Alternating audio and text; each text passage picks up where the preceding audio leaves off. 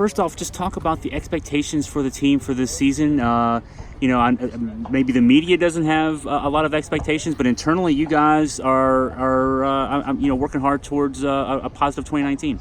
Yeah, I think it's win time and 1-9 is what we're talking about on the football team, and I think that for a lot of reasons. We got 16 starters back, including Reese Gadinsky, who's, in my opinion, the best quarterback in the Southern Conference, but he was picked second team preseason SoCon. Javion Laura, also preseason selection, coming back at wide receiver, and you have Rohan Martin, Jake Harris, and Michael Jackson that help him out there. Alex Ramsey at running back. 4 O-linemen that saw significant time in ball games next year and who are playing much better and much more physical so far in training camp. 9 starters back on defense, a lot of competitive depth over there, and A.J. Smith leading the show is a first-team all preseason SoCon and last year an academic All-American. So increased competitiveness, you have to fight for your position now. I also think our special teams are much improved. Grant Clemens and Reed King are off to a great start in preseason, and so I think that's what the positive atmosphere is all about, and that will lead us to winning some of those close games that we've experienced in the first 4 years. Yeah, you're having so many guys back on defense. You were so young last year. It got better as the season went on, clearly. How important is it that you have so much experience back defensively, and that can really help this team with those win those close games in the end? Yeah, I think we can be more proactive on defense. The first 3 years we kind of came in with a unique style of playing the 3-4 defense, and arguably we played as good a defense over a 3-year span that VMI has in a long, long time. And then I think year 4, some of the people got tired of it and started scheming us up a little bit. So we're gonna be a little bit more proactive, and we have experienced guys that know what they're doing, and we can get away with doing that. Last year we had to kind of keep it simple for those young guys to know what to do. I think there's increased confidence from those guys because they're making plays in practice, and it's exciting to see. On offense, you have an offense back now that's second year under its coordinator, Brian Shepard. A lot more experience in that. And that offensive unit got better as the season went on last year, too. But now with that year under their belts, I would say the expectations are probably pretty high for that side.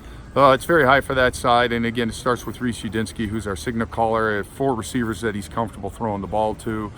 We've got to be a better running football team. We got to give not allow turnovers at as high a rate as we did last year, and get some yards after the catch, which will make us more explosive, and we've been working on that. But again, it's Coach Shepard's second year with the air raid offense, our kid's second year in it, and Billy Kosh is coming back, and so the receivers and quarterbacks are all on the same page. So I'm excited to see what that unit does this season. SoCon is such a grind. I can only imagine how tough it is for you and your staff to get ready for this all off season long. The depth of this conference is such a challenge. Talk about rising up to the level of this great conference. Well, I think Wofford is the class of the league in football, and they've really done a great job, and they've done a great job recruiting as well and coaching, and they're extremely talented. I think Furman has stepped it up and really played as good a football as anybody in the country at the 1 FCS level at the end of the season, the way they were finishing. So those two start off as the preseason favorites, but every team's tough. Robert Riddle, the starting quarterback at Mercer, we tried to recruit here, and when he turned us down, we got Reese, and I'm happy we did. And Robert's a good quarterback as well, who we respect a lot. But I think top to bottom, the SoCon's as gifted and talented as any team going, and it's great to have a natural rivalry in the Citadel that we get to play every year. And at VMI we don't do ordinary, so it's great to be in the SoCon.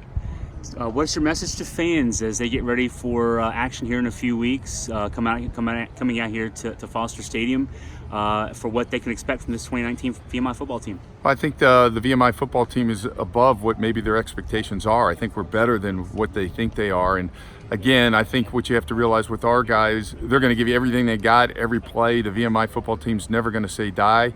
And what's even better is that when these guys are done playing football and they graduate, they're going to have jobs in this nation that change the world. Some of them will be military officers. Some of them may even be generals. Some are going to lead corporations and be CEOs. Some are going to be doctors and lawyers. But, every one of them is going to make a positive impact on society and do things the right way. So I would encourage them, come cheer them on at what they do and understand how hard they work to be the best that they can be at football. And I look forward to seeing them here at Foster Stadium.